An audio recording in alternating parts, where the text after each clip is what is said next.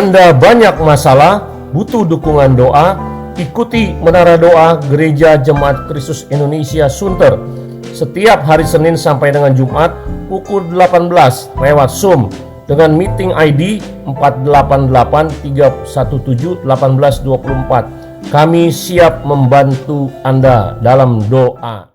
Shalom, salam sejahtera dan salam sehat bagi kita semua. Berjumpa kembali dalam Setetes Embun Pagi episode 230 dengan tema Penolong atau Pembunuh. Firman Tuhan dari Markus 6 ayat 14-29 dengan nats ayat 25 yang berbunyi, maka cepat-cepat ia pergi kepada raja dan meminta, "Aku mau supaya sekarang juga engkau berikan kepadaku kepala Yohanes Pembaptis di sebuah talam." Teolog Abraham Kuyper berkata, ketika seorang perempuan memilih untuk melakukan yang baik, ia memberkati lebih banyak daripada yang seorang laki-laki dapat lakukan. Tetapi di saat ia menyerah untuk berbuat dosa, rasa bencinya kepada anak-anak Allah lebih bernafsu, lebih keji, lebih fatal. Ia tidak akan berhenti pada apapun. Dari Woman of the Old Testament oleh Abraham Kuyper. Hal ini terjadi kepada Herodias yang sudah bersuami, yaitu Filipus, saudara Herodes. Ketika Herodes menceraikan istrinya untuk mengawini Herodias, istri saudaranya, hal itu pun dilakukan juga oleh Herodias. Mereka berdua yang adalah pejabat publik, yaitu penguasa suatu daerah, secara terang-terangan melanggar hukum Taurat. Imamat 20 ayat 21 berkata, bila seseorang laki-laki mengambil istri saudaranya, itu suatu kecemaran karena ia melanggar hak saudaranya laki-laki dan mereka akan tidak beranak. Yohanes Pembaptis, seorang yang dipakai Tuhan luar biasa, dengan berani menegur keras Herodes. Walaupun ia sebagai penguasa, tetapi Yohanes Pembaptis dengan penuh keberanian menegur dengan maksud supaya Herodes bertobat. Yang ditegur adalah Herodes sebagai kepala keluarga. Herodes tidak terima dan tidak bertobat. Ia marah kepada Yohanes Pembaptis. Ia menyuruh menangkapnya dan memenjarakannya, tetapi ia tidak berani membunuhnya karena faktor politik.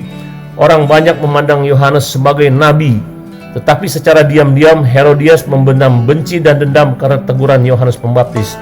Abraham Kuyper mengatakan, jika seorang wanita menyimpan benci dan dendam, maka ia akan lebih keji daripada pria untuk mengadakan balas dendam. Hal ini sama dengan kejadian Isabel, istri Raja Ahab dalam Perjanjian Lama. Ketika kesempatan ada melalui anaknya Salome yang menari untuk suaminya pada hari ulang tahunnya, Herodias meminta kepala Yohanes Pembaptis. Herodes terkejut tapi tidak bisa mengelak. Dengan kata lain, seorang wanita dapat memperalat siapapun untuk melampiaskan ambisi balas dendamnya. Herodias tidak peduli lagi dengan firman Tuhan. Tanpa disadarinya, inilah awal kehancurannya, karena ia bukan lagi sebagai penolong yang baik untuk suaminya. Flavius Josephus menuliskan akhir hidup Herodias ketika ia mendorong suaminya untuk meminta gelar raja kepada Kaisar Caligula. Permohonan itu ditolak. Herodes diasingkan dan sisa hidupnya ia dianggap rendah. Flavius Josephus, Antiquities of the Jews. Herodias ambil bagian dalam penghinaan suaminya. Penghargaan atas seorang perempuan yang karena balas dendam merendahkan dirinya untuk melakukan pembunuhan. Jika Anda mengalami demikian, ampunilah dan bertobatlah. Tuhan Yesus memberkati. Mari kita berdoa. Tuhan, ajarkan kami untuk mengampuni dan bertobat, supaya kami tidak membalas dendam, yaitu kebencian, dengan pembunuhan. Ampuni kami Tuhan jikalau ada hal yang demikian, dan tolong kami untuk saling mengasihi dan mengampuni. Dalam nama Tuhan Yesus, haleluya, amin.